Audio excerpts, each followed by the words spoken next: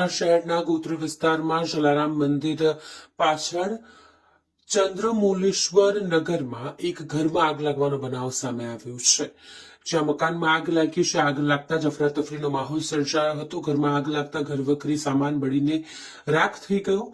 આગ લાગતાની જાણકારી મળતા જ લોકટોળા એકત્રિત થઈ ગયા હતા। આ અંગેની જાણકારી વડીવાડી ફાયર બ્રિગેડની ટીમને પણ કરવામાં આવી, જેથી કરીને ફાયર બ્રિગેડની ટીમ પણ ઘટના સ્થળે દોડી ગઈ હતી। તેઓ દ્વારા પાણીનો મારો ચલાવીને આગ પર કાબુ મેળવવામાં આવ્યો છે।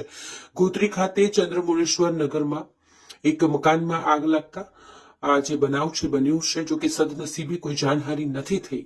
વડીવાડી ફાયર બ્રિગેડની ટીમ જે ઘટના સ્થળે પહોંચી ગઈ હતી અને તેઓ દ્વારા સ્થિતિ પર કાબુ મેળવી લેવામાં આવ્યો છે।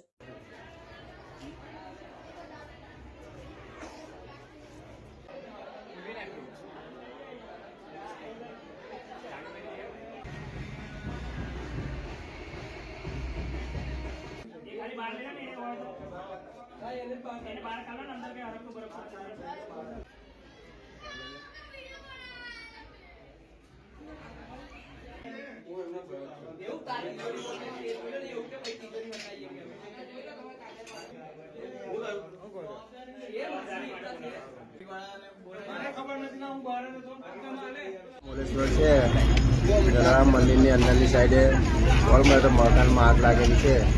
ત્યાં તક હમણાં સ્ટાફ એન્ડ ફાયર સ્ટેશનથી ચંદ્રમૌલેશ્વર આવે। સર, કોઈ જાનહાનિ કે એવું કોઈ નુકસાન થયું? જાનહાનિ કે એવું છે નહીં। આગ શેના કારણે લાગી એવું કોઈ જાણવા મળ્યું છે?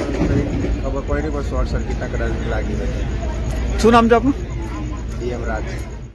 ચંદ્રમૌલેશ્વર જલારામ મંદિરની પાછળ મિત્ર અમારી ઘરની અંદર ફ્રીજની અંદર શોર્ટ સર્કિટ થતા આગ લાગી હતી। તેના સંદર્ભની અંદર ફાયર બ્રિગેડ અને જીબીવાળા ભાઈઓને બોલાવીને તાત્કાલિક કામ કરાવ્યું।